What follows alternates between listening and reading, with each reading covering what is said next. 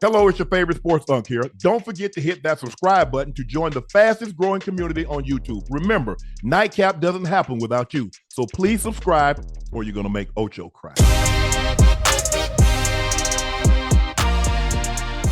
The Browns benched Joe Flacco after a 1-3 stint as a starter. Rookie Dillon Gabriel is 1-3. Many in Cleveland are wondering if Shedeur Sanders now deserves his own shot. Well, today, Kevin Stefanski was asked by Mary Kay Cabot whether he's considering the possibility of playing Shedeur. His response, the focus is where we are right now, Mary Kay. That's not my focus.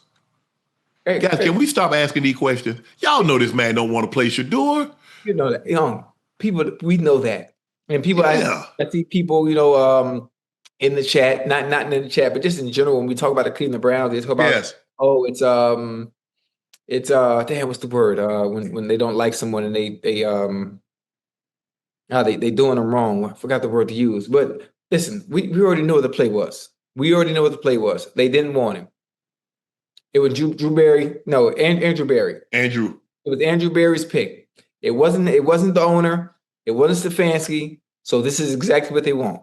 It seemed as if that someone forced their hand to take this pick, and they don't want to give him an opportunity to play the game. From the small sample size that we've seen from Dillon Gabriel, he's played 4 games.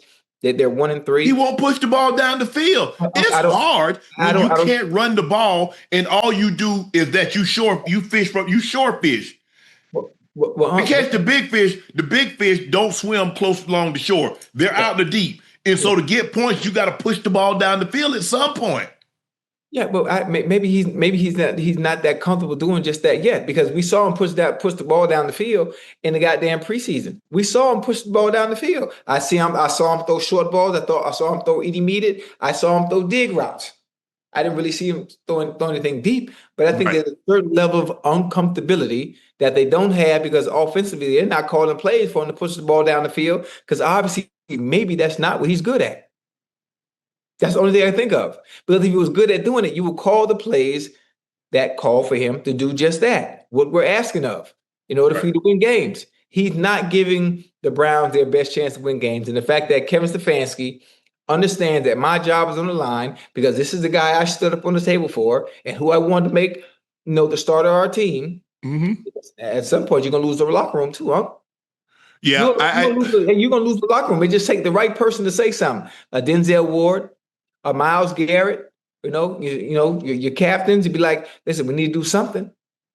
I mean, to see Myles Garrett frustrated like that, the way he was, understanding that offensively, we not getting it done, knowing the change needs to be made. I mean, but I think that's a hill that Kevin Stefanski is willing to die on, because this is my guy. And he knows that, his job ain't in jeopardy. He's not in the hot seat. So you don't think so? No, hell no. Absolutely not. Joe Flacco training camp completion percentage was 58.7 in his 4 starts. He was at 69%. Then he went to 56%, 58%. In his last game as a starter, he was 47%.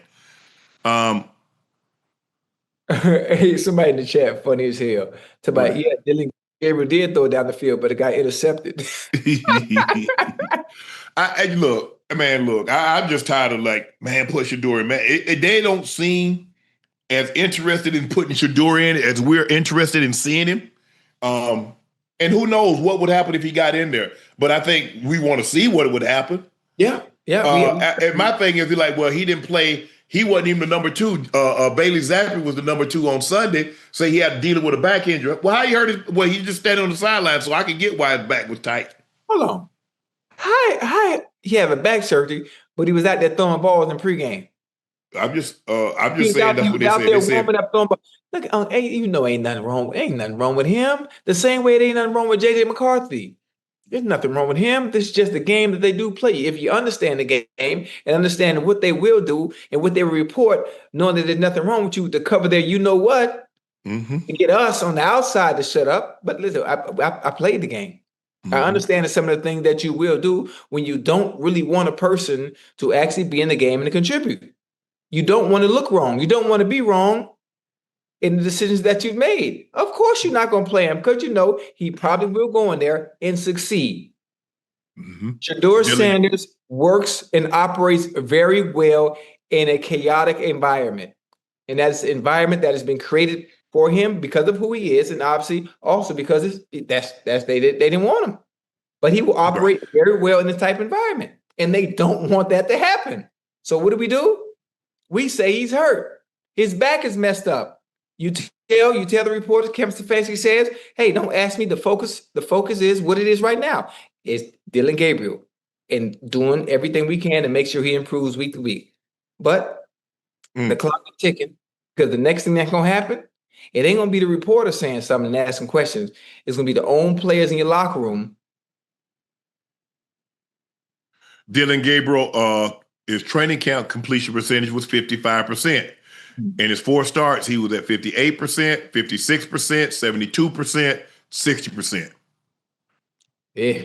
So it looks like he's right about where he was in training camp. Yeah. And because they don't have the best playmakers, they don't have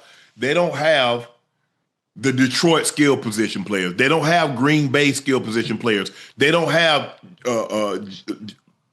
Cincy's. They don't have CD and Pick. That's not what they have. So when you don't have that level of talent on the outside and you have a marginal quarterback, what do you think you're going to get? I mean, listen, you know what? Then the onus at that point is on the offensive coordinator. Who's calling the plays? Stefanski. Okay. Well, listen, I understand to have a quarterback right here in Dylan Gabriel. There are certain weaknesses that he does have. I have Njoku, Tillman, Jerry Jeudy. Yeah. I know what they can do. I know what they can do. I know what their strengths are. How can I put them in the positions creativity in a creative way? Creatively. What's wrong with me? I'm talking too damn fast. Creatively, to hide some of the things and the flaws that Dylan Gabriel is not good at. So now you can't make him taller. So you can't make him grow 4 inches. So you can't do anything about that. You can't make him have a stronger arm. You can't do anything about that. No. His offensive line is not the best. There's not anything you can do about that because you have what you have. So I don't really know I don't know how much better it can get for the Browns based on what you have currently. Yeah, I listen. I don't know. I'm all out of suggestions. I mean, everyone else has suggested, do this, do that. What everybody wanted, you got what you wanted. You got your quarterback. You got Joe Flacco going now, having success, in the air, throwing to the greatest duo in the NFL. Now Dylan Gabriel's your quarterback, but you're still in the same place. You're still in the same position. You think your duo better than Dallas' duo? Come again. Ask me that one more time. Wait. Before you ask me, think about what you asking me, then ask me again, then ask me real. I will ask you, do you believe that your duo is better than Dallas' duo? Well, not only do I believe that our duo is better than Dallas' duo, but we are better. We are better as a whole. And this is no disrespect to CD and Pick, but they right below us, and it's close too, huh? You hear me? Yeah, he damn right is close. Hey, listen, let me stay with me now. It's close, but because of Jamar Chase, it edges us out. Okay. And T is very good. George Pickens can do what T Higgins does. Yeah, I think you do a little better. Yeah, I think so, man. They about equivalent. Now he can go up and get it. T can run them routes, them 50-50 ball turn 80-20 when it's them two. Yeah. And the thing I like about Pick is angry. He get his hands on the ball. He like, you got to tackle me. I ain't going down. I ain't running out of bounds. You gonna have to tackle me. Yeah.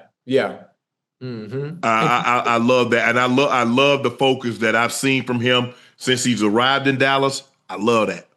I love that. I told you, it was a simple. Shedeur has been liking IG posts today that are calling for him to start for the Browns after the bye week. Hey, we'll see. Whatever you got to do. Whatever you got to do. And obviously, going into the bye week, this is the Browns bye week, right? Yes. They definitely not going to name the starter during the bye week. But we're going to see what happens. We're going to give Dylan Gabriel another week another week to get better, to improve himself based on what he's done so far with the 4 stars he's had. I wonder who they got coming out to buy, huh? That's as who they have coming out of the bye. Oh man, And my thing is, Ocho, is that no, you don't have to do anything. It's just like who? They got the Jets coming out of the bye. Shoot. Ain't no telling. I think that's as good as any time to let Shedeur start. What, against the Jets? Yeah. Yeah, I think Dylan Gabriel will be the starter against the Jets. Ain't no telling. Jets might come out there and mollywop. You know what? They already beat y'all, so they got confidence now. Don't do that. Don't do that. Let's not bring up the past. Let's look forward, because in the Bible it said, "Do not look that behind you, therefore, so you can see where you go with." I don't know. Your eyes closed the way they beat y'all up. Look, there's only so much. I mean, because I think the thing is, I think for the most part, he said all the right things. Yeah. Hey, I'm gonna support Dylan. Hey, we're in that room. I think everybody, when Joe was in the room, I think Shedeur is saying all the right things. I think he's been coached up. I think he's been groomed to play that position, to say all the right things, because you are corporate when you're in that position. Yeah. But I think deep down he believes he's better than Dylan Gabriel. You know he believe that. Yeah. Every player that has competition at a specific position believes they're better than the person that's in front of them. Yeah. And unfortunately, y'all won't. He said, unfortunately, y'all won't give me an opportunity to show you that I'm better. Mm-hmm. I mean, look, there's only one way. There's only one way to prove it. Let him go out there and give him 4 stars, and let's see. I think the thing is, Ocho, I think they're going to let this thing with Dylan Gabriel go a little longer for the simple fact you don't want to play. You've already moved on from Joe Flacco. Joe Flacco got 4 stars. Are we really trying to give Dylan Gabriel 4 stars? Okay, give Shedeur 4 stars. It don't work out with Shedeur, go back to Dylan Gabriel. It don't work out with Dylan Gabriel, go back to Shedeur. I don't know if that's where you want to be at, Ocho. I don't think that's where you want to be. Listen. Stefanski's in a tough position now. He's in a tough position. They damned if you do, damned if you don't. Yeah, basically that's exactly what it is. But I think it's okay for them to have a quarterback carousel and being able to make those changes when necessary, because you need to find out what you need to do for the foreseeable future. They're probably going to go back into the draft and get a quarterback. But I mean, looking at the quarterbacks, I'm looking around the college right now. I don't see anybody that's blowing my socks off like, oh, I got to get them. I got to have him. And I'm glad you just said that, because obviously everything at the quarterback level, there's been some great quarterback play in college football, but there's none that can come to the Cleveland Browns and be like, oh, shoot, we found the one. There's nobody. Yeah, Cleveland's more than a player away, though, Ocho. That's the problem. They're more than a player away. Wait a minute. But they're more than a player away. But if they can get the right quarterback, which is the problem for the past now 36 years, then you're a little closer to where you want to get to. But you can't even get past step 1. No. You ain't been able to had the quarterback. Step 1 in a minute. You had the quarterback. You just needed to get some pieces around Baker and let him heal. Yeah. But, the damage was done. I guess conversation, he felt like they wanted him to be something that he wasn't. They wanted him to be more buttoned up, more structured. And he's a guy that he wants to dance. He cool with the locker room. The guys like him. And so that wasn't their cup of tea. Well, if the guy's going to win, damn your cup of tea. I'm trying to win. Yeah. Hey, that's all that matters at the end of the day. Yeah. Especially for quarterbacks, it's based on wins and losses. Yes. So we'll see how this thing plays out. I think, Cleveland goes quiet for a minute. There's no games. There's nothing to report. I don't know how much they're going to. They get the whole week off of the bye week. They gone. What you mean gone? They practicing. They ain't practicing. You got to get the week off. Wait, they changed the rules or something?